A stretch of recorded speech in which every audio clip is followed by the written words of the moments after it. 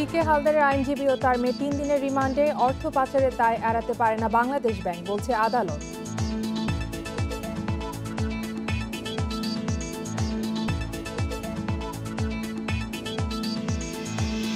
দেড় বছরে টাকা ফেরত পায়নি পিপলস লিজিং এর আমানতকারীরা, সরকারকে আরো কঠোর হওয়ার তাগিদ।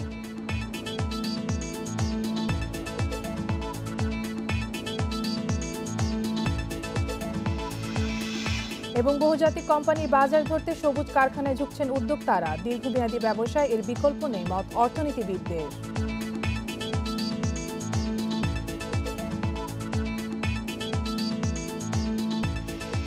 আমন্ত্রণ অর্থনীতি সারাদিন, আপনাদের সঙ্গে আছে আমি কপ্তিয়া মুমতাহানা। শুনছিলেন শিরোনাম, এবারে জানাবো বিস্তারিত।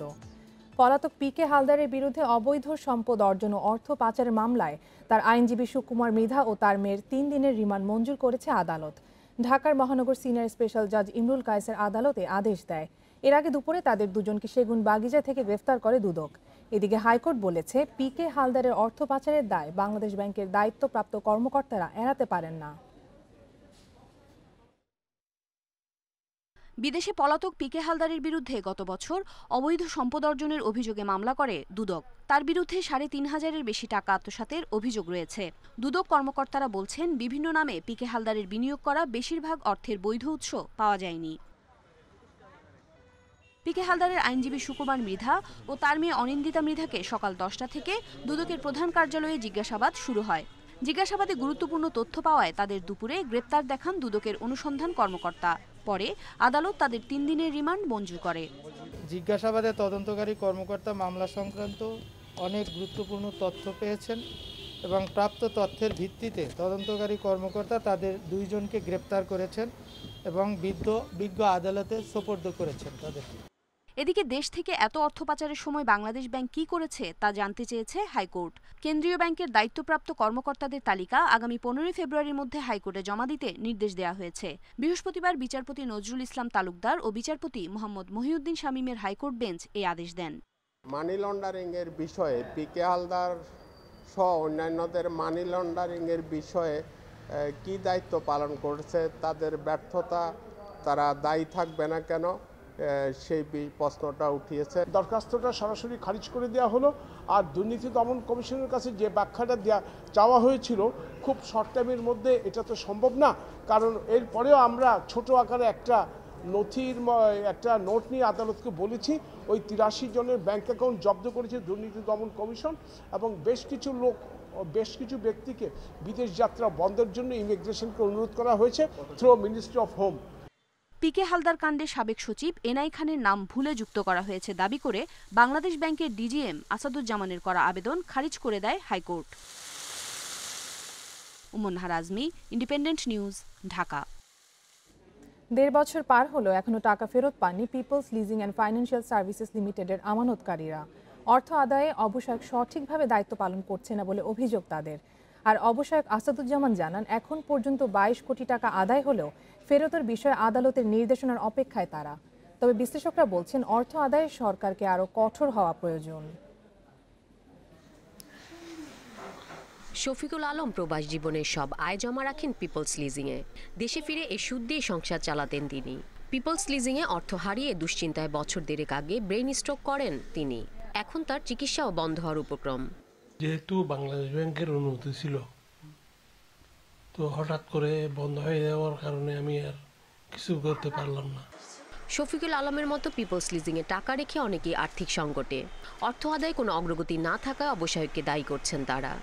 পিপলস লিজিংয়ে আমি গচ্ছিত রেখেছিলাম 2018-তে, সেই টাকার একটা পয়সা আমি পাইনি। উনি কাজ করছে, তার কংক্রিট কোনো ইনফরমেশন আমরা বা প্রতিফলন দেখতে পাচ্ছি না। আমানতকারীদের পক্ষের আইনজীবী জানান, পিপলস লিজিং থেকে ঋণ নিয়ে যারা এখনো পরিশোধ করছে না তাদের বিরুদ্ধে মামলা করতে পারেন অবসায়ক, কিন্তু তিনি এখন পর্যন্ত সে পদক্ষেপ নেননি। যাদের কাছ থেকে টাকা পায় তাদের বিরুদ্ধে উনি অগ্রসর হবেন আইন অনুযায়ী সেই টাকাটা আদায় করার জন্য। প্রথম অবস্থায় উনি টাকাটা দাবি করবেন, তারপরে দাবিকৃত টাকাটা যদি শোধ না হয় তাহলে উনি প্রযোজ্য আদালতে উনি মামলা করবেন, কিন্তু তাদের বিরুদ্ধে আইনানুগ কোনো পদক্ষেপ উনি নেননি এখনো। এদিকে ঋণ গ্রহীতাদের তালিকা আদালতে জমা দিয়ে আদেশের অপেক্ষায় অবসায়ক আসাদুজ্জামান। তবে তাদের বিরুদ্ধে কোনো মামলা করা হবে না বলে জানান তিনি। মামলা না, মামলা তো আছেই। এখন কোর্ট স্পেশাল কোনো অর্ডার হয়তো বা দিবে, অর্ডার অনুযায়ী আমরা কাজ করবো। আর আদায়ের ব্যাপারটা তো আর আমাদের হাতে নেই, আমরা ইনিশিয়েটিভ নিতে পারি। টাকা আদায় হলেই না পরে স্কিমে যাওয়া। অর্থ আদায় সরকারের আরও কঠোর ভূমিকা চান বিশ্লেষকরা। এছাড়া যে পরিমাণ অর্থ আদায় হয়েছে তা বিতরণের তাগিদও দিচ্ছেন তারা।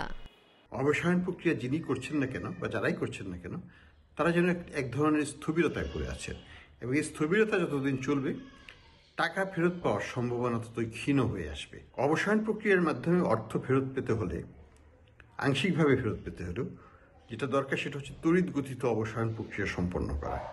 পিপলস লিজিংয়ে মোট আমানত 2036 কোটি 22 লাখ টাকা। এর মধ্যে 700 কোটি টাকা 6000 ব্যক্তি শ্রেণীর আমানত। Irin Khatun, Independent news, Dhaka. খাবার সরবরাহের প্ল্যাটফর্ম ই-ফুডের সাথে যুক্ত হয়েছে কেএফসি ও পিৎজা হাট। এখন থেকে কেএফসি ও পিৎজা হাটের খাবার ই-ফুডের অর্ডার করতেই পারবেন গ্রাহকরা। দুপুরে রাজধানীর একটি হোটেলে প্রতিষ্ঠান দুটির মধ্যে একটি সমঝোতা সই করা হয়। এ সময় আয়োজকরা জানান, অর্ডার করার মাত্র 30 মিনিটের মধ্যে গ্রাহকের কাছে পৌঁছে যাবে খাবার। প্রাথমিকভাবে রাজধানীতে চালু করা হলেও আগামীতে সারা দেশে পৌঁছে দেওয়া হবে এই সেবা। অনুষ্ঠানে ইভ্যালির চেয়ারম্যান শামিমা নাসরিন এবং ট্রান্সকম ফুডস লিমিটেডের প্রধান নির্বাহী কর্মকর্তা অমিত দেব থাপা নিজ নিজ প্রতিষ্ঠানের পক্ষে চুক্তি সই করেন।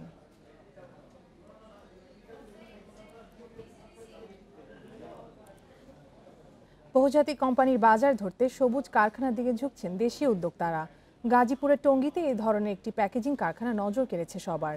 অর্থনীতিবিদরা বলছেন, ক্রেতাদের আকর্ষণ বাড়াতে ও দীর্ঘমেয়াদী ব্যবসার জন্য সবুজ কারখানার বিকল্প নেই।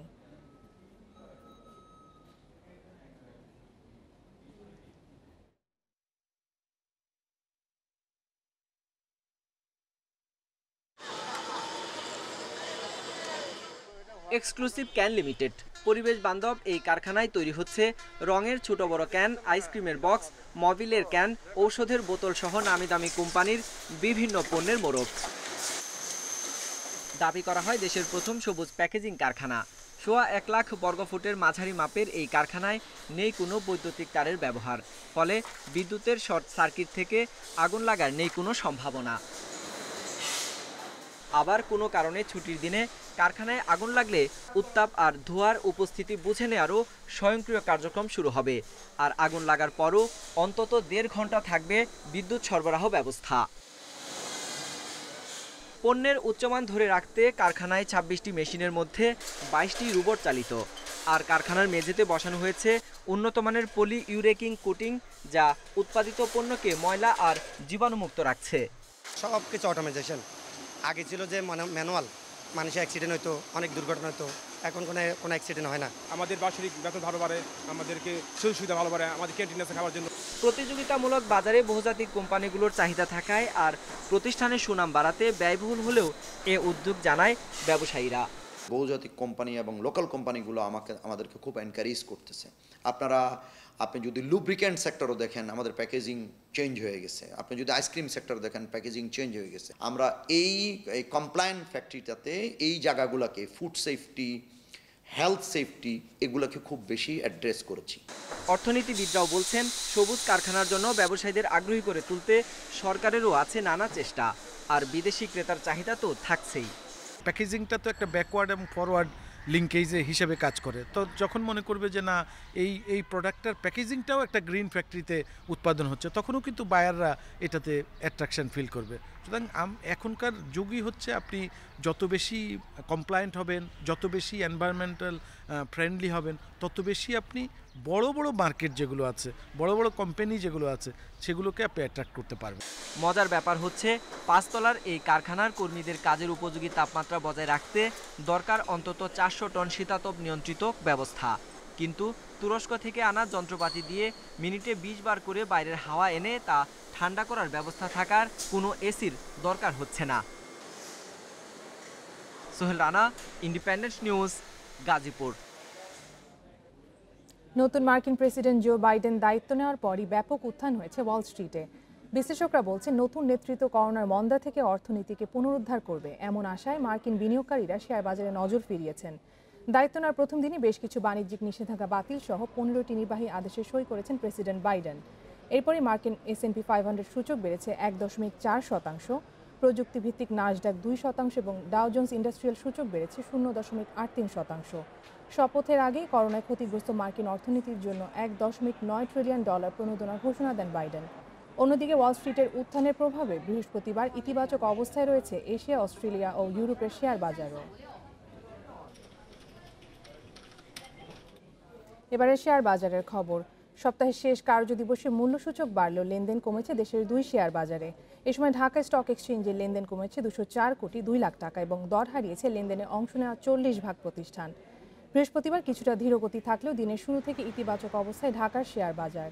লেনদেন শেষে প্রধান সূচক DACX 8.61 পয়েন্ট বেড়ে অবস্থান করছে 5836 পয়েন্টে। মোট লেনদেন হয়েছে 1212 কোটি 2 লাখ টাকার শেয়ার।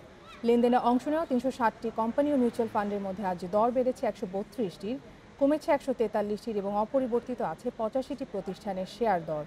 ডিএসইতে আজ সবচেয়ে বেশি লেনদেন হয়েছে রবি আজিয়াটার শেয়ার। অন্যদিকে চট্টগ্রাম স্টক এক্সচেঞ্জে আজ সার্বিক সূচক বেড়েছে 34 পয়েন্ট, লেনদেন হয়েছে 58 কোটি 33 লাখ টাকার শেয়ার। এবারে জানাবো বিশ্বের প্রধান মুদ্রার সাথে টাকার আজকের বিনিময় হার। অপরিবর্তিত রয়েছে যুক্তরাষ্ট্রের ডলারের দর, বিনিময় হয়েছে 84 টাকা 90 পয়সায়। যুক্তরাজ্যের পাউন্ডের দর বেড়েছে, বিনিময় হয়েছে 118 টাকা 8 পয়সায়। কমেছে ইউরোর দরও, বিনিময় হয়েছে 105 টাকা 8 পয়সায়। অপরিবর্তিত ভারতীয় রুপির দর, বিনিময় হয়েছে 1 টাকা 22 পয়সায়। সৌদি রিয়ালের দর বেড়েছে, বিনিময় হয়েছে 22 টাকা 75 পয়সায়। দর অপরিবর্তিত আরব আমিরাতের দিরহামের, বিনিময় হয়েছে 23 টাকা 23 পয়সায়। বেড়েছে কুয়েতি দিনারের দর, বিনিময় হয়েছে 282 টাকা 14 পয়সায়। মালয়েশিয়ান রিঙ্গিতের দরও বেড়েছে, বিনিময় হয়েছে 21 টাকা 17 পয়সায়।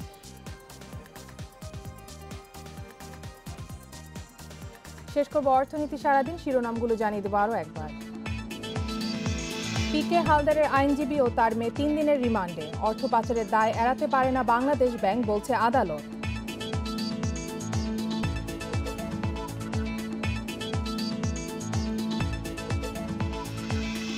দেড় বছরের টাকা ফেরত পাননি পিপলস লিজিং এর আমানতকারীরা, সরকারকে আরো কঠোর হওয়ার তাগিদ।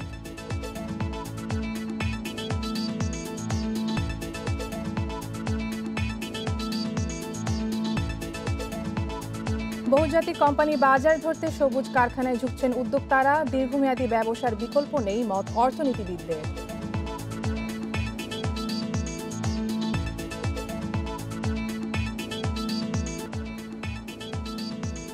এ ছিল আজকের অর্থনীতি সারাদিনে। ইন্ডিপেন্ডেন্ট টেলিভিশনের সব খবর আরও জানতে চোখ রাখুন ফেসবুক, ইউটিউব এবং টুইটারে। আমন্ত্রণ আমাদের পরের আয়োজনে।